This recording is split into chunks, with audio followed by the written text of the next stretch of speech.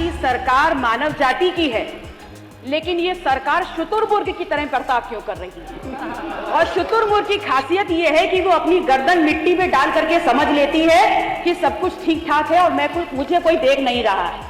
नमस्कार, आप देख रहे हैं न्यूज टाइम 24 आवर्स। मैं हूं आपके साथ फरहा। उत्तर प्रदेश विधानसभा का बजट सत्र खत्म हो गया है। सत्र के दौरान सदन में हंसी मजाक देखने को मिला, तो वहीं विपक्षी दलों ने योगी सरकार को जनता के मुद्दों पर जमकर घेरा। यूपी की कानून व्यवस्था पर विपक्ष ने प्रदेश को क्राइम का हॉन्टिंग डेस्टिनेशन करार दिया। दरअसल योगी सरकार के यूपी को अपराध मुक्त प्रदेश बनाने के दावे पर सपा विधायक पल्लवी पटेल ने तंज कसते हुए कहा कि सरकार तो मानव जाति की है, लेकिन बर्ताव शुतुरमुर्ग की तरह कर रही है।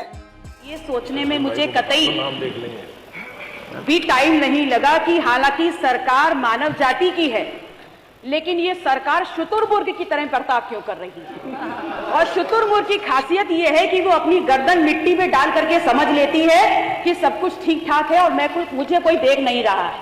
लेकिन जो जनता जिसने सरकार बनाई है वो आपको देख रही है, और जिस तथाकथित अपराध मुक्त प्रदेश की जयगाथा आप कर रहे हैं, ये तथाकथित अपराध मुक्त प्रदेश वो प्रदेश है जहां पर पुलिस अभिरक्षा में भी माननीय जनप्रतिनिधियों की दिन दहाड़े गोली मारकर हत्या की जाती है। ये वही प्रदेश है तथाकथित अपराध मुक्त प्रदेश जहां पर पुलिस थाने अवैध वसूली का अड्डा बन गए हैं।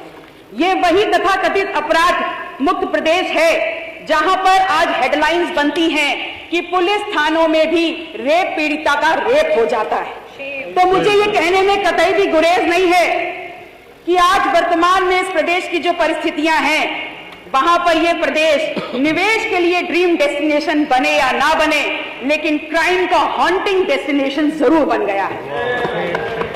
अभी कुछ देर पहले सदन में ये बात आई कि प्रमोशन में जब रिजर्वेशन बिल आया था तो आप लोगों ने वेल में आकर के उस बिल की प्रतियां फाड़ने का काम किया था।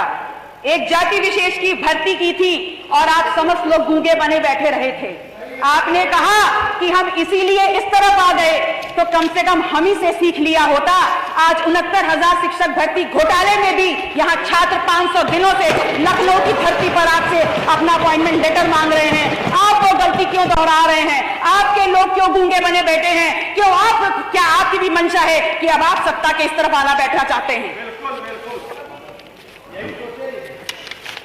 ये अभिभाषण जब मैंने पढ़ा तो बहुत अच्छा लगा ये पढ़कर कि वर्तमान सरकार किसान की सच्ची हितैषी है। हर किसान के उत्थान की बात करते हैं और उनको किसान सम्मान निधि की बात करके अपनी पीठ थपथपाने का काम करते हैं। लेकिन एक बात समझने में बहुत ही ज्यादा दिक्कत हुई कि जब चुनावी वर्ष है तो किसान सम्मान निधि लगभग 8.5 करोड़ किसानों को मिलती है, और जैसे ही चुनावी वर्ष बीत जाता है 6 करोड़ किसानों की पीठ पे सम्मान पे लात मार करके सिर्फ 2.5 करोड़ किसानों को सम्मान निधि से नवाजा जाता है। किस किसान के सम्मान और किसान हितैषी होने की बात आप करते हैं? बहुत अधिक दूर मत जाइए, सिर्फ बनारस जनपद को देख लीजिए जहां से आपका राजपाट चलता है।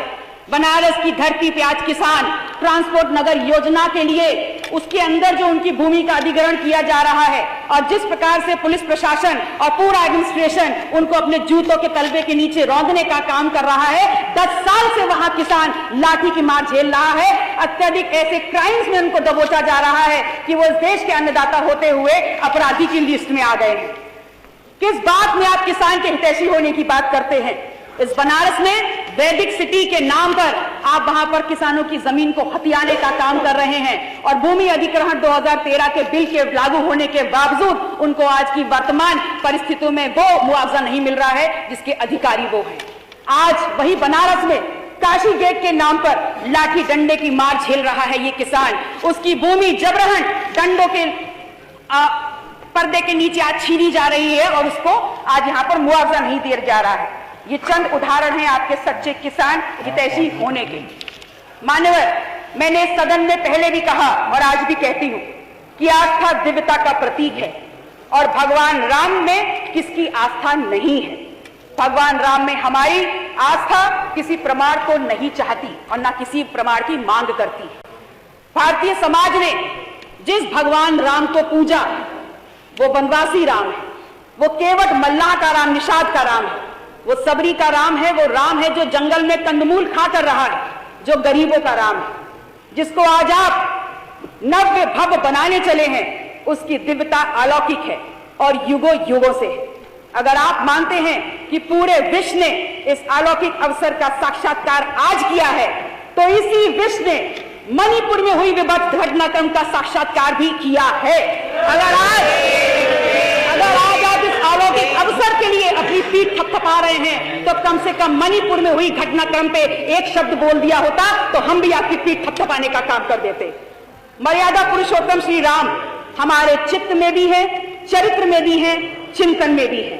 लेकिन आवश्यक यह है कि भगवान राम के चरण जितने पूजनीय हैं, उनके आचरण भी उतने ही पूजनीय हैं। राम की नीति और नियतियां सर्व समाज के उन्नयन के लिए हैं, परंतु अफसोस, मान्यवर अफसोस है इस बात का कि आपका पूरा प्रयास है इस बात पर कि आप भगवान राम को उनके अपने राजनीतिक तल पर लेकर आए।